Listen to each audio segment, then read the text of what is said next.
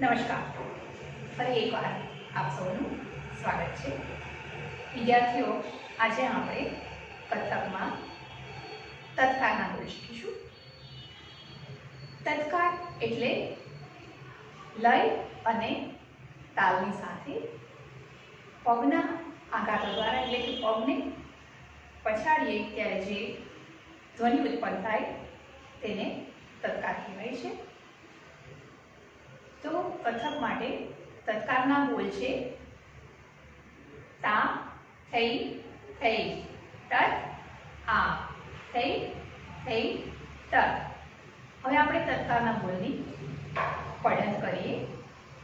તા, થઈ, થઈ, તત, આ, થઈ, થઈ, તત, તા, થઈ, થઈ, તત, આ, થઈ, થઈ, તત, તા. બસ. કથકમાં તબલા અને હાર્મોનિયમની સંગત હોય છે.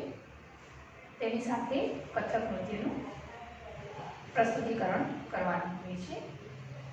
તો જે તબલાના બોલ હોય છે તેને ઠેકા કહેવામાં આવે છે. તો હવે આપણે ઠેકાના બોલ જોઈએ. ઠેકાના બોલ તા, તીન, તીન, થા, થા, તીન, તીન, થા, થા, તીન, તીન, તા, તા, તીન, તીન, ધા.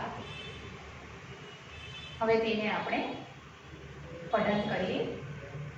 થા, તીન, તીન, થા, થા, તીન, તીન, થા, થા, તીન, તીન, તા, તા, તીન, તીન, થા, થા.